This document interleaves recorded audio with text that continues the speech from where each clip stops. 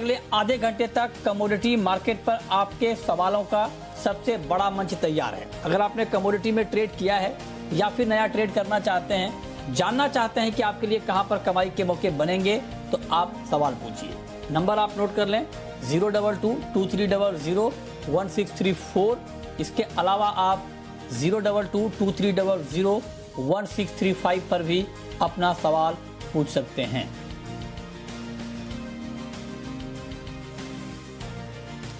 और चलिए हम शुरुआत कर रहे हैं एक महत्वपूर्ण खबर के साथ, और खबर आई है सोया मिल्क के एक्सपोर्ट को लेकर। जी हाँ, सोया मिल्क के एक्सपोर्ट में 70% की भारी गिरावट आई है। दिसंबर में 1,70,338 टन का सोया मिल एक्सपोर्ट हुआ है। 2021-22 में कुल मिल एक्सपोर्ट में दिसंबर में 70% कम हुआ है, और टोटल अगर 21-22 को आप देखेंगे तो 28% की गिरावट आई है। सोया मिल की चर्चा आपको लग रहा होगा हम क्यों कर रहे हैं। सोयाबीन की चर्चा हम इसलिए कर रहे हैं कि आप याद करिए कि सोयाबीन की कीमतें जब बढ़ी थी, जब सोयाबीन के दाम 10,000 रुपए तक चले गए थे, तो इंडस्ट्री से लेकर के सरकार तक में कितनी ज्यादा चर्चा हुई थी इस बात की। और इतिहास में पहली बार ऐसा हुआ था कि जीएम सोयाबीन इंपोर्ट की मंजूरी मिल गई थी। मतलब इंडस्ट्री की मुश्किलें इतनी बढ़ गई थी और बार बार सरकार के सामने इंडस्ट्री जा रही थी और कह रही थी कि यहां पर मिल नहीं रहा है। लिहाजा पहली बार जीएम सोयाबीन इंपोर्ट की मंजूरी सरकार को देनी पड़ी ताकि इंडस्ट्री को राहत मिले, और उसके बाद इंपोर्ट हुआ भी। फिर दाम सोयाबीन के 10,000 गए, फिर दाम कम हुए, अलग अलग तरह के सवाल खड़े हुए। सोयाबीन को फिर ऐसी नौबत आ गई कि सोयाबीन को एसेंशियल कमोडिटी में डालना पड़ गया। आप सोचिए, एसेंशियल कमोडिटी में डालना पड़ गया। फाइनली मतलब सब कनेक्टेड था, सोयाबीन ऑयल एक दूसरे से कनेक्टेड माना जा रहा था, हवाला दिया जा रहा था। लिहाजा ये हुआ कि पूरे तिलहन कॉम्प्लेक्स के फ्यूचर ट्रेड पर भी बैन लग गया। इसीलिए हम इसकी चर्चा कर रहे हैं कि ऐसा हुआ क्यों है। हमारे साथ डॉक्टर बीबी मेहता हैं, ईडी हैं सी के।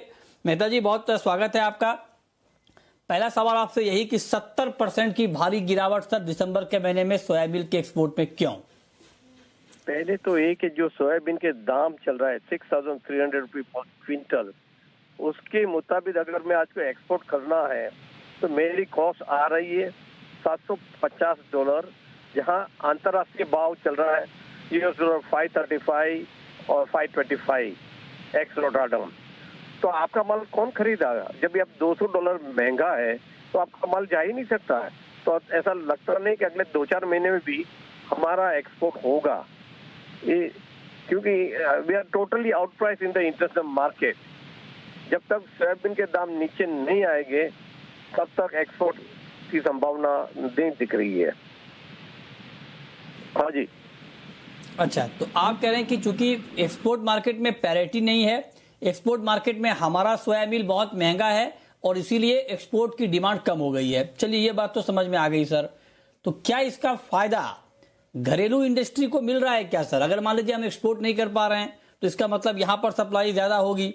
अगर यहां पर सप्लाई ठीक ठाक है तो क्या डोमेस्टिक इंडस्ट्री को सस्ते में सोयाबीन मिल रहा है क्या? नेता जी, दोनों चीज होना जरूरी है कि एक्सपोर्ट भी जितना सरप्लस क्वांटिटी है वो एक्सपोर्ट करना भी जरूरी है। देखिए, हमारी जो लोकल डिमांड है कुछ 60 लाख टन की है, और अगर हम अपना 12 मिलियन 120 लाख का क्रॉप गिने तो 100 लाख टन क्रॉसिंग हो सकता है। उसका मतलब आप 80 लाख टन पैदा करेंगे, और आपकी घरेलू डिमांड 60 लाख के करीब है। जो हो सकता है 5 लाख आगे पीछे हो सकता है, अलग अलग व्यू है। फिर भी आपके पास 10-15 लाख टन तो सरप्लस रहेगा, और वो एक्सपोर्ट करना जरूरी इसके लिए ताकि आपके किसान को सही दाम मिले। अभी क्या हो रहा है कि इतने ऊपर दाम में सोयाबीन सीड मार्केट में मंडी में आ नहीं रहा है। नॉर्मली नवंबर से फरवरी में हर महीने कम से कम 14 से 15 लाख टन का क्रशिंग होता था। अभी खाली क्रशिंग क्या हो रहा है, 8-9 लाख टन हो रहा है। इसका एक और इसके वजह से एक तो लोकल अवेलेबिलिटी कम है मिल्क की, फिर भी अभी एक्सपोर्ट नहीं है, इसलिए फीड वाले को मिल रही है। पर आप देखिए क्या दाम में मिल रही है, 52,000 रुपये सोयाबीन मिल के दाम चल रहे हैं, काफी महंगी पड़ रही है। और इसके लिए तो ये जो फील्ड वाले भी बार बार डिमांड कर रहे हैं कि हमको इंपोर्ट लाने दीजिए ताकि हमारी पैरिटी बने। हाँ जी, हाँ जी सर जी। अच्छा सर, लेकिन एक बात आप बताएं कि मुझे याद है कि उस वक्त भी मेरी बात आपसे हो रही थी जब सोयाबीन को लेकर बड़ा हंगामा मचा हुआ था, और उस समय 90-95 हजार टन के आसपास सोयाबीन का प्राइस चला गया था। अभी आप कह रहे हैं कि ये 50-55 हजार के आसपास आ गया है, तो जब दाम इतने कम हो गए तभी इंडस्ट्री क्यों चाहती है कि इंपोर्ट हो? यहाँ तो मिल ही रहा है ना सोया मील। मतलब आप खुद कह रहे हैं कि 10-15 लाख टन का सरप्लस हो जाएगा अगर ठीक ठाक क्रशिंग होगी, तो फिर क्यों इनको इंपोर्ट का ही माल चाहिए? नहीं, एक मिनट सर जी, आप you are taking the top over rate. Normally price क्या रहता है पूरा साल की एवरेज देखो, 30,000 से 35,000 रुपया, 30,000 रुपए के सोयाबीन मील मिलता था। उसका अपने आपको क्या बोल रहे हैं, 55,000 था। हाँ। 55,000 तो टॉप में गया था, पर नॉर्मली आप 5 साल की एवरेज पकड़े या तो 1 साल की एवरेज पकड़ो। नहीं, वो नहीं, मैं सर कुछ और पूछ रहा हूँ। हाँ जी, नहीं सर, वो बात आपकी ठीक है, अगर 25-30 हजार है तो मेरा सवाल तो और रिलीवेंट हो जा रहा है। मैं ये कह रहा हूँ सर कि अगर सोयामील का प्राइस यहाँ ठीक ठाक है, सोयामील मिल भी रहा है, तो इंडस्ट्री फिर इस बात पर जोर क्यों दे रही है कि उनको इंपोर्ट और टाइम एक्सटेंड हो जाए इंपोर्ट करने का? मैं ये पूछ रहा हूं। अभी जो 55,000 के 52,000 रुपए का सोयाबीन मील है वो सस्ता नहीं है, वो because of high price, soybean के हाई प्राइस की वजह से हुआ है। उसके वजह से रिजनेबल नहीं है, काफी ऊपर दाम चल रहा है। वही आप समझ लीजिए, आप वही पकड़ के बैठ के लास्ट में। अच्छा, अगर हम इंपोर्ट करेंगे सर, मैं अभी इंपोर्ट की वकालत नहीं कर रहा हूं। अगर हम इंपोर्ट करेंगे सर तो इंपोर्टेड कॉस्ट क्या है? इंपोर्टेड सोयाबीन का प्राइस क्या होगा सर? कम से कम 15,000। अगर आप इंपोर्ट करेंगे तो कम से कम आज मार्केट में है अच्छा 15,000 रुपए कम हो जाएंगे। $200 का डिफरेंस आप ड्यूटी पर, तो $100 का डिफरेंस हो जाएगा, तो 7 से 8,000 रुपये सस्ता मिले आएगा। और मैं उनकी तो आप ये कह रहे हैं कि अभी इंपोर्ट को अलाउ कर देना चाहिए? मैं उसकी वकालत नहीं कर रहा हूँ कि इंपोर्ट आना चाहिए। इसमें दो राय है, एक दफा किसान भी है, दूसरी दफा फीड वाले भी है, दोनों की अलग अलग दिशा है। और उसमें हम अभी, मेरी कोई भी राय नहीं है कि भाई इंपोर्ट अलाउ करना चाहिए नहीं करना चाहिए, मगर मैं जरूर चाहता हूँ कि रिजनेबल लेवल पे सोयाबीन। नहीं सर, ऐसा कैसे? आपकी राय बहुत अहमियत रखती है, आपकी राय तो कुछ ना कुछ होगी जरूर। चलिए वो बात आगे बढ़ी, और बताइए सर जी। नहीं, मैं ये कह रहा हूँ सर, बहुत आपने महत्वपूर्ण बात की। तो ये सिचुएशन ठीक कैसे होगा सर? अगर मान लीजिए हम एक्सपोर्ट नहीं कर पा रहे हैं, हम इंपोर्ट को एक्सटेंड नहीं कर पा रहे हैं, तो ये सिचुएशन कैसे ठीक होगा? अभी क्या हो रहा है, सोयाबीन किसान भाई पकड़ के बैठे हैं, सोयाबीन की अराइवल नहीं है। जैसे मस्टर्ड का बम्पर क्रॉप सामने दिख रहा है, 100-115 लाख टन का क्रॉप आएगा, तो नेचुरली किसान को कुछ तो छोड़ना पड़ेगा। तो उसके वजह से आशा है कि जैसे मस्टर्ड मार्च एंड, फरवरी एंड मार्च में आना शुरू होगा, तो सोयाबीन की भी भाव नीचे दबाएंगे, तो एक रिजनेबल लेवल पर आएंगे, तो सबकी दुकान चलेगी। तो मतलब आप ये कह रहे हैं कि आपको कुछ नहीं करना पड़ेगा, अपने आप ठीक हो जाएगा? और market force will take care, ये बताइए। मार्केट ऐसे हमारे को कुछ नहीं, गवर्नमेंट को करना है। इंडस्ट्री क्या कर सकती है? सारी पूरी पावर तो गवर्नमेंट के पास है। गवर्नमेंट तो करती है, लेकिन आपकी सुनती है ना सरकार। आप बताते हैं क्या करना है। नहीं, हमारा व्यू अपने देते हैं, government take its own decision. Government को भी बैलेंस करना है ना, कंज्यूमर को भी बैलेंस करना है। आप हाँ जी, ठीक है। अब चूंकि आप जुड़े हैं सर हमारे साथ, एक खबर आज ये भी आई है कि शेतकारी संगठन ने बड़ी डिमांड की है सेबी से, और चिट्ठी लिखी है और कहा है कि तत्काल प्रभाव से जो वायदा कारोबार को रोका गया था, उसमें आपका तिलहन कॉम्प्लेक्स भी है, उसको तुरंत बहाल किया जाए, क्योंकि इससे किसानों को नुकसान हो रहा है, उन्हें वाजिब भाव की जानकारी नहीं मिल पा रही है, और ये किसानों के साथ ठीक नहीं हो रहा है। तत्काल प्रभाव से दोबारा शुरू किया जाए। आपकी राय सर क्या है? आपको भी लगता है कि फ्यूचर मार्केट को लंबे वक्त तक सस्पेंड करके रखना ठीक नहीं है, इन कमोडिटीज में जो 7 कमोडिटीज पर बैन किया गया था? हम जरूर चाहते हैं कि फ्यूचर ट्रेडिंग कमोडिटी में बंद करना, ये प्राइस डिस्कवरी मैकेनिज्म है, उसे सबको पता चलता है। अभी जो बंद करके रखा है, गवर्नमेंट का भी जो रीजनिंग होगा ठीक है, मगर जब ये मार्च महीने में आपका मस्टर्ड का इतना बड़ा क्रॉप सामने आएगा, और अगर प्राइस डिस्कवरी मैकेनिज्म आपके पास नहीं होगा, तो सबको लॉस होगा। उन किसान को भी पता नहीं चलेगा कि कब बेचे। तो उसके लिए भी जो शेतकरी संघ ने लिखा, वो सही लिखा है कि भाई आप फिर से कॉन्ट्रैक्ट चालू कर दीजिए। अच्छा। हाँ, उसमें जो गलतियां हुई थी, या तो जो वो आप ठीक करके चले ना। गलतियों से भी आदमी सीखता है, तो अगर कोई गलती हुई पहले में, तो आप जैसे margin, time to time margin वो सब लगाना चाहिए। अगर कम लगाया था तो आप पहले से ध्यान में रखिए ना। आपके पास मार्केट इंटेलिजेंस है ही, एनसीडेक्स भी है, सेबी के पास भी है, तो वो समझ के आप कीजिए, पर कॉन्ट्रैक्ट खोलना जरूरी है, बैन करके कोई फायदा नहीं है। तो सर मतलब आप लोग भी कुछ चिट्ठी लिख रहे हैं क्या? सोच रहे हैं, हम भी वो सोच रहे हैं कि भी इसमें भी फ्यूचर ओपन करना जरूरी है। मार्च अप्रैल का वायदा फिर से शुरू करना चाहिए मस्टर्ड का। कब तक सर सोचने का काम पूरा हो जाएगा आपका और चिट्ठी लिख देंगे? लिखिएगा तो आपको पहले भेजेंगे सर जी, फिक्र मत कीजिए। नहीं अच्छा नहीं ठीक है, मतलब आप भी ये बात ठीक है, आप भी इसके पक्ष में हैं कि सीरियसली थिंकिंग चल रहा है, जस्टिफिकेशन साथ में लिखना पड़ेगा तो भेजेंगे। ये वीक में ही लिखना चाहते हैं हम तो। अच्छा इसी वीक में लिखेंगे। आपने हमें एक खबर दे दी सर, और खबर ये कि अब चूंकि शेतकारी संगठन ने लिखा तो सी की भी यही, चूंकि आपका बड़ा संगठन है और आप ऑयल इंडस्ट्री के बहुत सारे मेंबर आपके साथ जुड़े हुए हैं, तेल तिलहन इंडस्ट्री के, आपकी बड़ी इंडस्ट्री है, तो आपने ये बात कह दी है कि आप भी चिट्ठी लिखेंगे, आप भी चाहते हैं कि वायदा कारोबार को जो अभी बैन किया गया है 7 कमोडिटी को, उसको तुरंत शुरू किया जाए। एक सवाल आपसे और सर, 1 साल के लिए बैन किया गया है, मतलब जो आया था, जो जानकारी आई थी, तो 1 साल के बाद मतलब आप ये क्या कह रहे हैं कि 1 साल तक का इंतजार नहीं करना चाहिए, जल्द से जल्द कर देना चाहिए?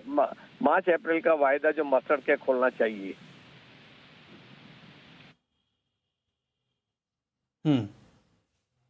जिसके मैकेनिज्म नहीं है सर, लेकिन मस्टर्ड की जो क्रॉप आएगी, हाँ जी ठीक बात है, तो आप ये कह रहे हैं कि जो मस्टर्ड की नई क्रॉप आएगी सर, मतलब मेरे ख्याल से मार्च अप्रैल के आसपास, फरवरी मार्च अप्रैल में, तब तक मतलब वायदा को बहाल कर देना चाहिए, राइट सर? मैं मस्टर्ड के वायदा की बात कर रहा हूँ।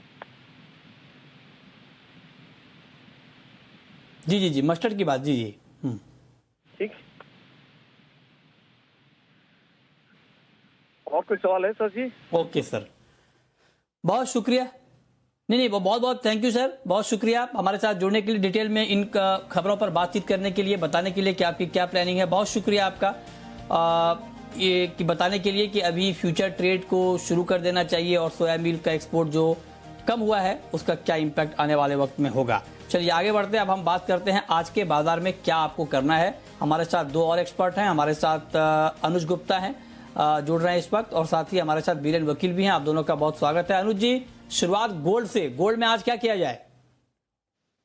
मृत्युंजय जी गुड इवनिंग। देखिए हालांकि आज यूएस मार्केट बंद है, मगर जिस तरीके का हमने लास्ट वीक एक अच्छा मोमेंटम गोल्ड में आते हुए देखा और इंटरनेशनली देखें तो गोल्ड का भाव अब $1820 के आसपास चल रहा है। तो मुझे लगता है कि गोल्ड और सिल्वर दोनों में ही ट्रेंड पॉजिटिव आता हुआ दिखाई दिया है, तो हमारा व्यू यहाँ पर पॉजिटिव रहेगा। हमें लगता है कि गोल्ड के अंदर खरीदारी का ट्रेड रखना चाहिए। गोल्ड करीबन 47,800 के आसपास मिले तो खरीदारी करें, स्टॉप लॉस 47,550 पे लगाएं, 48,300 तक का टारगेट देखने को मिल सकता है। सिमिलरली सिल्वर के अंदर भी करीबन 61,600 के आसपास खरीदारी करें, 61,100 का स्टॉप लॉस लगाएं, टारगेट 62,500 तक हो सकता है। जिस तरीके से यूएस डॉलर में गिरावट देखने को मिली है और जो इन्फ्लेशन है वो 40 साल के हाई पे है, क्रूड के भाव भी हम देखें तो 3 साल के हाई पे आते हुए दिख रहे हैं, तो इंडिकेट कर रहे हैं कि जो इन्फ्लेशन है वो आगे भी कंटिन्यू रहेगा। तो मुझे लगता है कि इन्फ्लेशन अगेंस्ट बाय गोल्ड यहाँ पर मुझे लगता है कि परफॉर्म करना चाहिए, और हमें लगता है कि गोल्ड के अंदर यहाँ पे खरीदारी का ट्रेड बनाया जा सकता है गोल्ड सिल्वर में। ओके, तो आप कह रहे हैं बाई करके चलना चाहिए। बीरेन जी, आपका व्यू भी बाइंग का ही है गोल्ड और सिल्वर में, या आपकी राय कुछ अलग है? मैं भी बाइंग प्रेफर करूंगा। वैसे तो यूएस मार्केट बंद है, बट फिर भी जो आज अबू धाबी में एयरपोर्ट पे अटैक हुआ तो थोड़ा मिडिल ईस्ट का रिस्क भी उसमें बिल्ट होना चाहिए, तो मैं 47,900 के आसपास बाइंग प्रेफर करूंगा गोल्ड में। सिल्वर के लिए थोड़ा डिप का इंतजार करूंगा।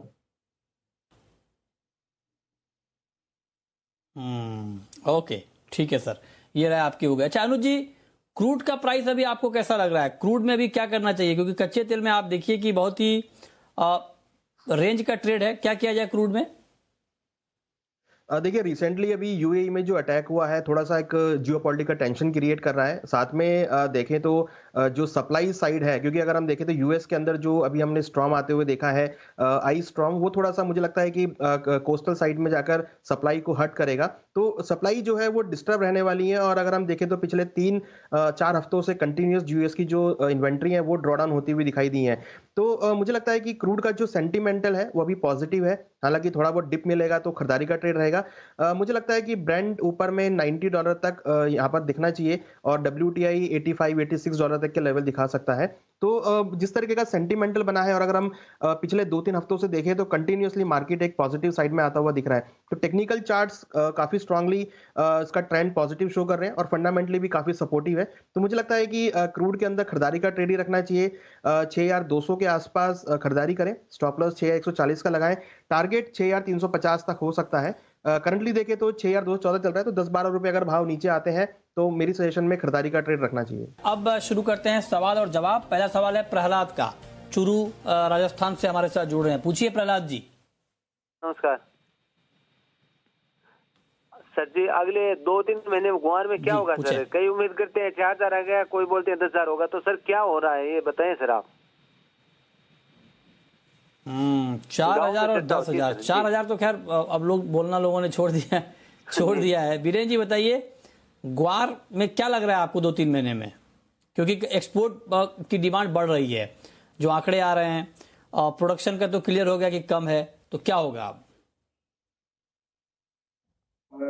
फिलहाल मोमेंटम ग्वार में और गम में दोनों में बुलिश है। गम थोड़ा मुझे ज्यादा पॉजिटिव लग रहा है, ग्वार भी पॉजिटिव है। समझता हूँ कि यहाँ से डाउनसाइड लिमिटेड है, यानी 6220-30 का बॉटम बन चुका है।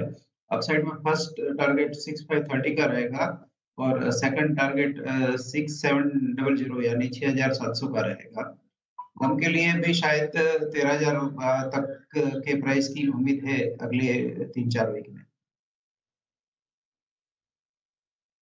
ओके, तो मतलब आप तेजी में हैं, आपको लगता है कि दाम यहां पर बढ़ेंगे ग्वार सीड के और ग्वार गम के, इस पर आप नजर रखिए।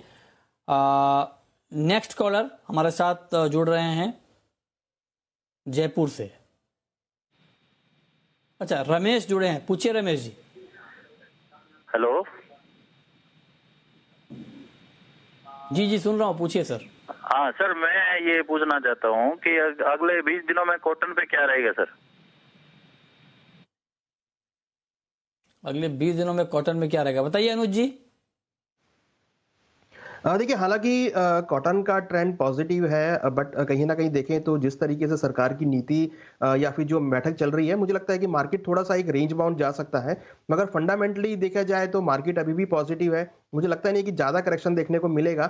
एक्सपेक्ट कर रहा हूं कि हो सकता है कि भाव एक बार नीचे 35,000 तक आते हुए दिखाई दें, तो अगर 35,000 के आसपास मिले तो खरीदारी करना चाहिए। ऊपर तक मुझे लगता है कि 36,000 तक के लेवल आपको देखने को मिल सकते हैं। करंट रेट थोड़ा सा मुझे लगता है कि अभी बाई के लिए फ्रूटफुल नहीं है। यहाँ पर अगर हम देखें तो रिस्क रिवॉर्ड ठीक नहीं बैठ रहा है, तो अगर आप फ्रेश ट्रेडिंग करना चाहते हैं तो थोड़ा वेट करें। भाव नीचे अगर 35,000 के आसपास मिलते हैं तो वहां पर आप खरीदारी का ट्रेड ले सकते हैं। करंट रेट मुझे लगता है कि अभी खरीदारी के हिसाब से थोड़ा रिस्की हमको यहाँ पे दिखाई दे रहा है,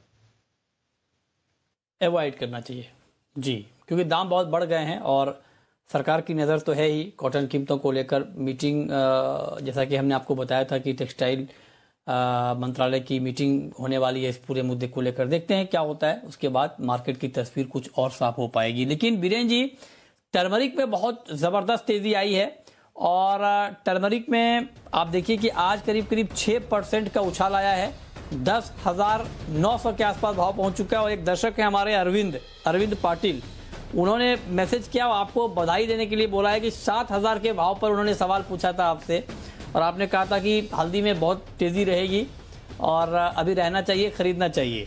तो अब यहां से आगे का मार्केट क्या रहेगा सर?